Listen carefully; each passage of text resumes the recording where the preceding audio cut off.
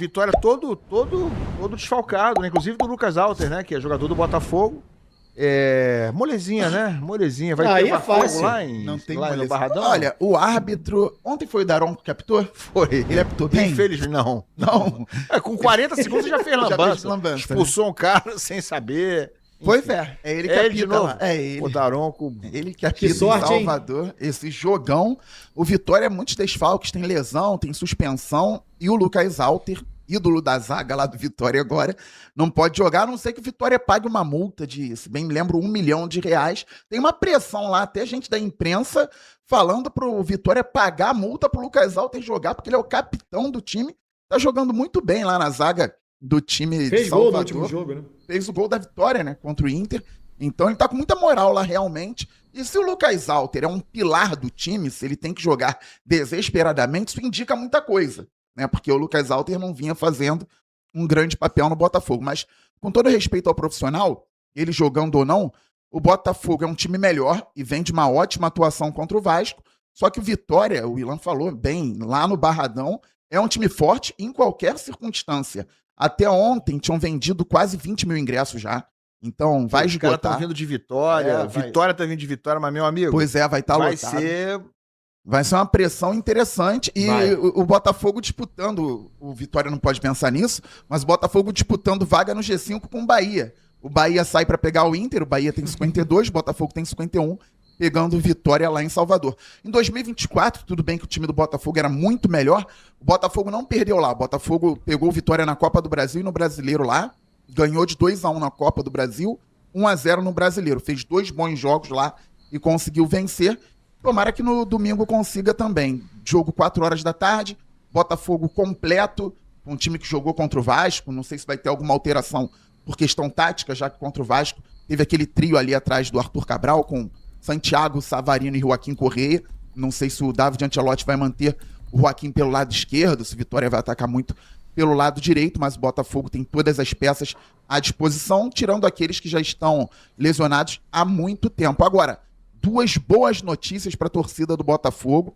Álvaro Montoro e o Jordan Barreira, e o Montoro, eles apareceram hoje treinando no campo. O Montoro, que teve um problema sério, foi submetido a uma cirurgia no ombro, na Copa do Mundo Sub-20, ele se machucou, estava na seleção da Argentina, e o Barreira também estava na Copa do Mundo Sub-20 pela seleção colombiana, teve um problema muscular.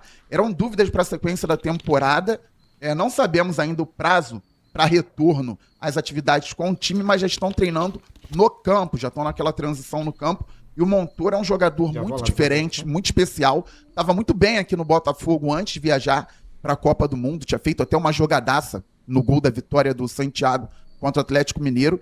Montoro sempre quebrando linha ali pelo lado esquerdo, participando muito, e pode ser uma peça importante aí nas últimas rodadas. O Barreira também é um jogador promissor, só que no Botafogo ele jogou 10, 15 minutos por enquanto, então a torcida ainda não conhece muito do que ele pode fazer. Mas são 2 boas notícias para uma sequência interessante que o Botafogo vai ter, principalmente após o jogo com Vitória. Esse jogo de domingo é muito difícil, mas o Botafogo tem como vencer lá, apesar de toda a pressão. O Corinthians recentemente foi lá, venceu o Vitória por 1-0, e depois desse jogo o Botafogo vai ter tempo para treinar até o dia 18 e vai enfrentar em casa o Sport, obrigação de vencer, e o Grêmio na sequência. Terça, dia 18, sábado, dia 22, Botafogo pega Sport e Grêmio. Vencendo esses dois, independentemente do resultado de domingo, o Botafogo já se coloca na condição de entrar na pré-Libertadores, praticamente vai estar garantido na pré, e pode se colocar também numa boa condição para disputar de fato essa vaga aí no G5.